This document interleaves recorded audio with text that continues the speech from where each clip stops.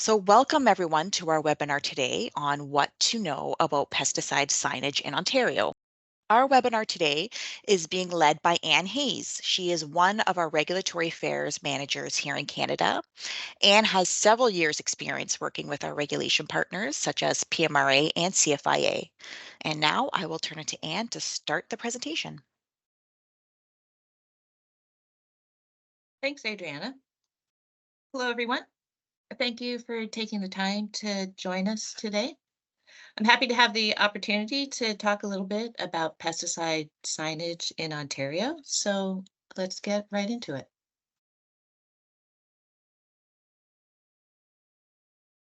These are the topics I'll cover during today's signage webinar. We'll look at some key regulations, go over an important reminder, touch on pesticide classifications in Ontario and Canada, Ontario's cosmetic pesticide ban, Ontario's allowable list, and I'll point you to some resources where you can find some additional information on these topics. In Ontario, pesticides are regulated under the Pesticides Act and Ontario's Regulation 6309. Requirements on the sale, use, transportation, storage, and disposal of pesticides in Ontario is detailed in the Pesticides Act and Regulation 6309. And as you can imagine, there's a lot of information in this legislation. And while all of it is crucial to ensuring that the pesticides are handled safely, we won't have time to explore all of its nooks and crannies today. So instead, we'll zero in on the parts of the Act and its regulation that help us to understand some of the rules around signage.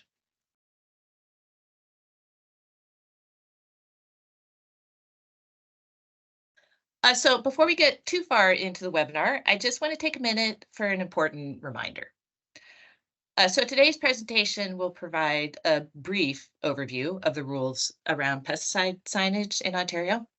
However, it's really important to remember that when handling pesticides, the onus is on the licensed applicator to assess their particular situation, whether that has to do with transporting pesticides or storing pesticides or using signage, and to understand and follow the Pesticides Act and Regulation 6309 accordingly.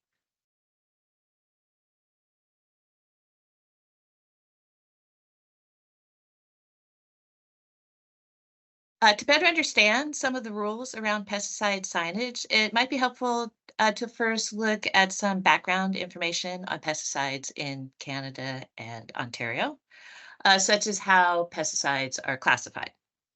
At the federal level, Health Canada's Pest Management Regulatory Agency, which may be more familiar to folks as PMRA, regulates pesticides in Canada. So PMRA performs extensive science-based reviews on pesticides before approving them for registration. And this helps to ensure that approved pesticides pose minimal risk to the public and to the environment. So when PMRA approves a pesticide for registration, they place it into one of four classes listed here. So manufacturing, restricted, commercial, or domestic. And we'll take a closer look at these classes in a moment.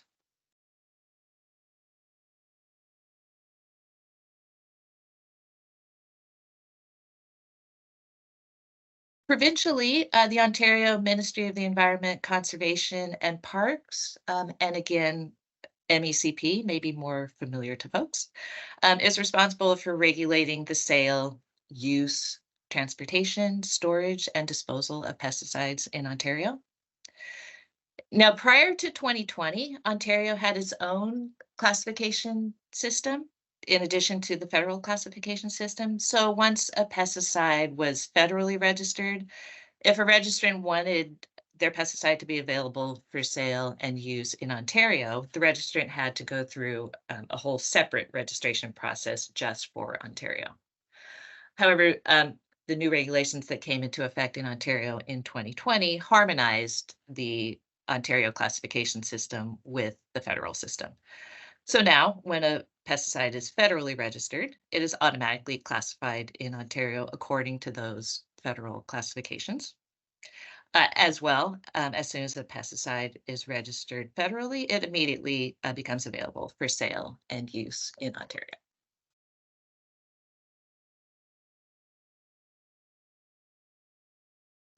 So here we'll take a closer look at the pesticide classifications.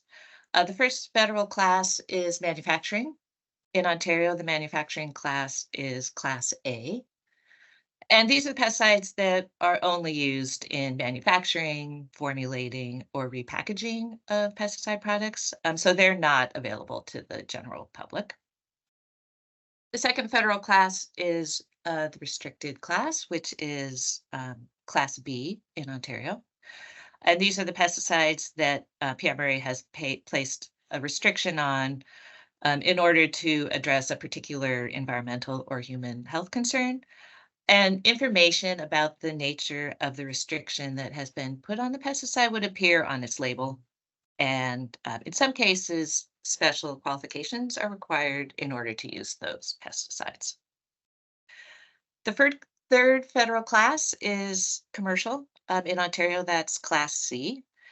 And these are pesticides that can only be used by trained individuals. So that would be, for example, licensed exterminators, certified farmers, or permit holders. The fourth federal class is domestic. In Ontario, that's Class D. And these are the pesticides used by the general public for personal use and home use. And then Ontario actually has a fifth class for which there's not an equivalent federal class, and that's Class E. And this is for corn and soybean seeds that are treated with neonicotinoids, and they're restricted to use by individuals who are certified to use those pesticides. You'll notice that in the table, the commercial class is highlighted. This is the one that's of particular interest to us because Lallemand Plant Care's products fall into this class. So, for example, I may be familiar with triazine or Lauside chondro, um, and they would both be Class C pesticides. And I'll use them to illustrate some additional points as we continue through the webinar.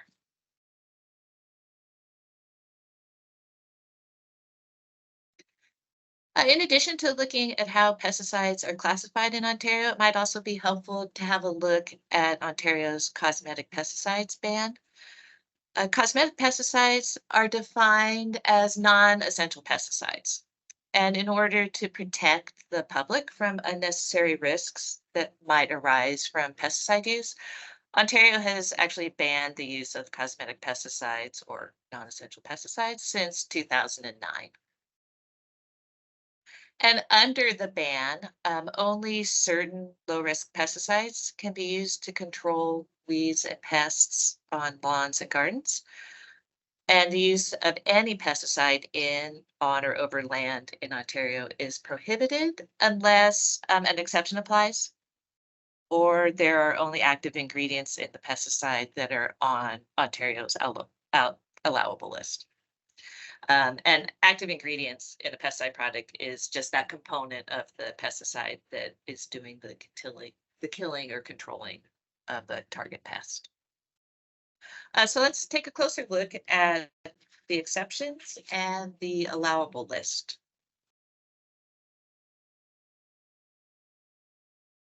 So exceptions to the cosmetic pesticides ban, they're outlined in the Act and in the regulation. And they allow for certain uses in, for example, forestry settings, uses for public health and safety, and arboriculture. So just as an example, forestry, the use of pesticides is sometimes essential to protect trees from pests and to control vegetation.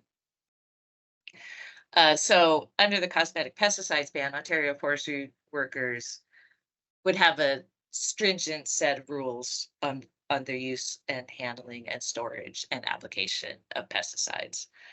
So these exceptions would apply to a range of forestry activities, such as harvesting or reforestation. In public health and safety, pesticides can be used to control plants that are poisonous to the touch, such as poison ivy, but also, for example, insects that carry disease. In arboriculture, since trees are so important to protecting our climate, licensed exterminators can use conventional pesticides with a written opinion of a tree care professional that states that the use of that pesticide would be necessary to protect the health of the tree. In natural resources, with approval from the Ministry of Natural Resources and Forestry, pesticides can be used to control invasive species that may be detrimental to either health, the environment, or the economy. And there are also exceptions for golf courses to apply pesticides provided certain conditions are met, such as being accredited for integrated pest management and preparing annual reports on how they're minimizing pesticide use.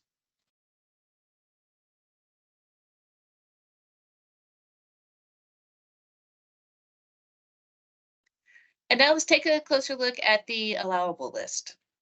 So the full title of the allowable list is actually List of Active Ingredients Authorized for Cosmetic Uses, allowable list. But it's generally just referred to as the allowable list.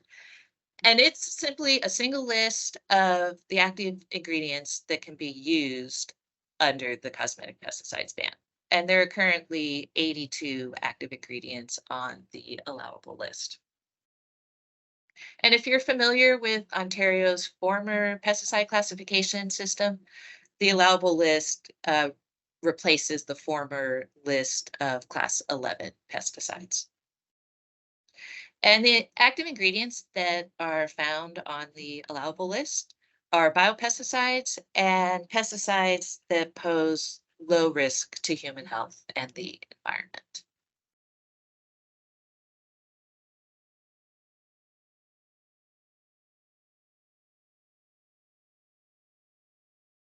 So here's one shining example of an active ingredient that is on the allowable list. It's azadirachtin. And azadirachtin is the active ingredient in Lallemand Plant Care's product triazine.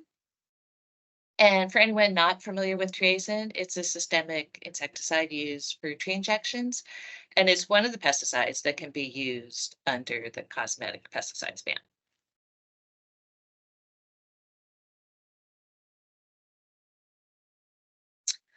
One other shining example of an active ingredient that's on the allowable list is Chondrosteria purpurea, which is the active ingredient in Lallemand Plant Care's product Lauside Chondro.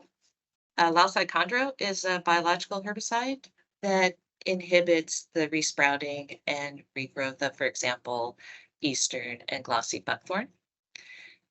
And Lauside Chondro is also allowed for use under the cosmetic pesticides ban.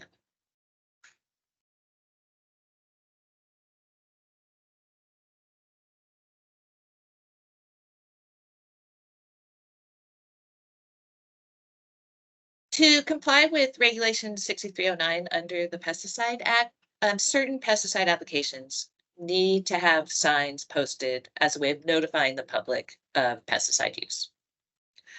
Ontario has a series of signs, A through G, that must be conformed to, depending on the type of pesticide application.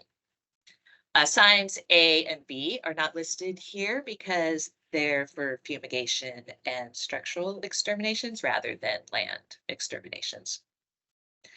However, signs C through G, listed here, all pertain to land exterminations using commercial pesticides. So signs C and D are for residential posting. C is used if the pesticide is on the allowable list, and D is used if the pesticide is unlisted. Signs E and F are for non-residential postings. E is used if the pesticide is on the allowable list, and F is used if the pesticide is unlisted.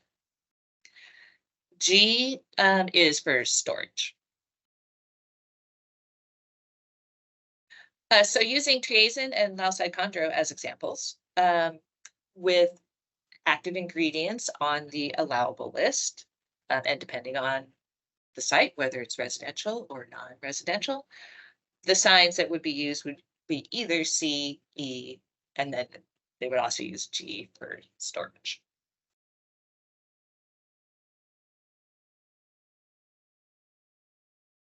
This is the front and back of sign C, which is for residential use. And as you can see, signs for pesticides that are on the allowable list use the word notice, whereas signs for unlisted pesticides would say warning and it would be in red.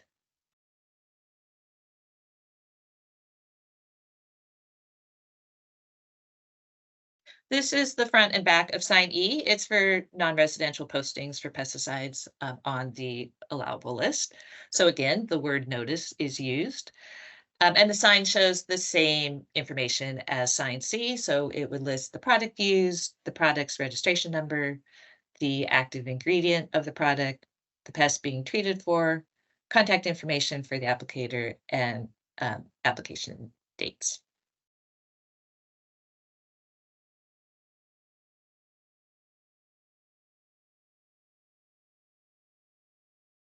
Sign G is not for posting pesticide applications, but rather it's for posting areas where pesticides are stored.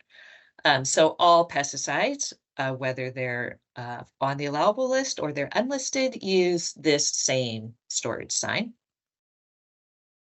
And it's to be displayed prominently near areas and at all entrances to areas where pesticides are stored.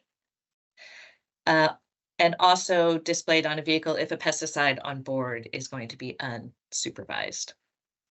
And it's acceptable to modify this sign to substitute chemical storage for pesticide storage.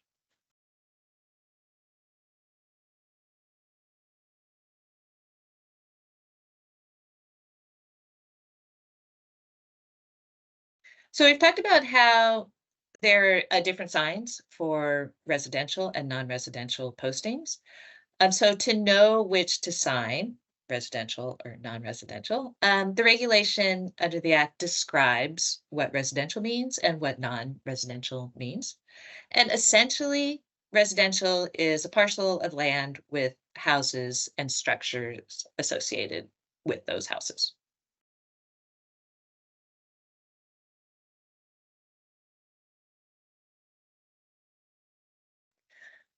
Non-residential is essentially anything that's not residential.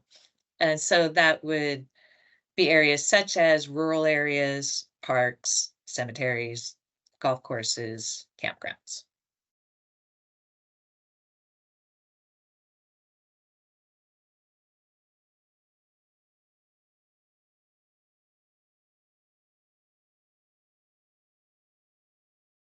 And just to look at another reminder, I wanted to draw everyone's attention to the fact that signage rules have changed since the new regs came into effect in 2020. So triazine injections did not used to require signage, but now they do. Um, Triazine injections would require a class, since it's a class C pesticide injected into trees.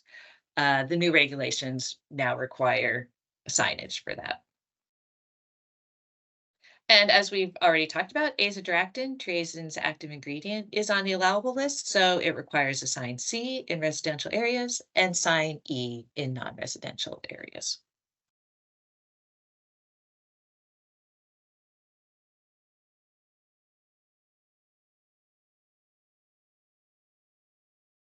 Regulation 6309 under the Act provides all the necessary details around signing, and I encourage anyone applying pesticides to refer to the regulation for the appropriate signage rules for your particular pesticide application.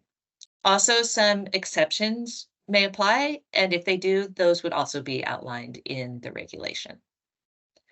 But shown here are just a few of the general signage rules, such as requirements to use rain-resistant, sturdy signs, to add dates to signs immediately before an extermination begins, not to post signs on trees, fences, buildings, or signboards that already have other signs posted on them, to post signs at ordinary points or points of access to the application area so the public will see them, and to leave signs posted for at least 48 hours, but not more than 10 days after an extermination.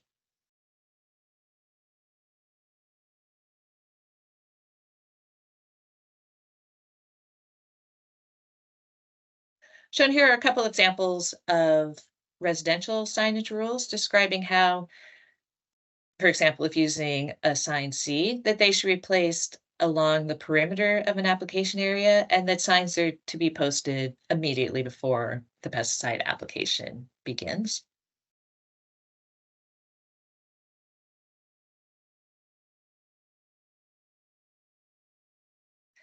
And a couple examples of non-residential signage rules that describe, again, how signs should be placed at ordinary points of access along the perimeter of an application area, unless, for example, a natural barrier is there that would keep the public out of the application area.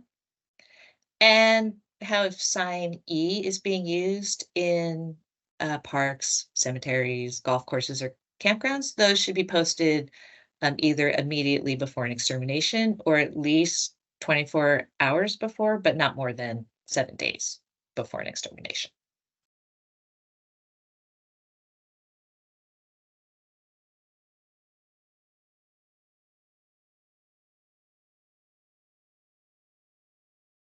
Lastly, I just want to draw your attention to some resources where you can find more details on the information covered in today's webinar.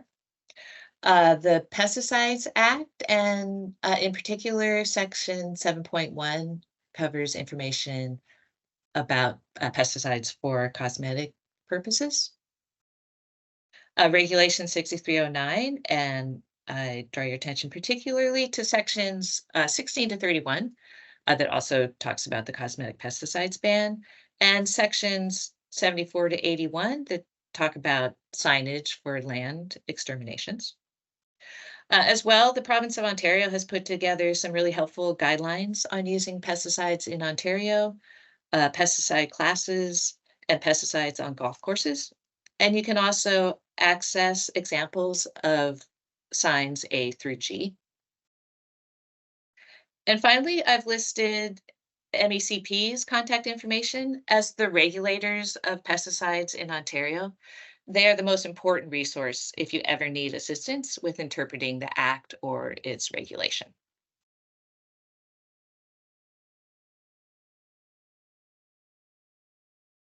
So I will end my presentation here and thank you all for your attention. If you do have any additional questions that were not answered in this webinar today, feel free to contact us at the information that's shown on your screen right now. So our general email is support@lalamontplancare.com, or you can call us toll free at our 1-888 number.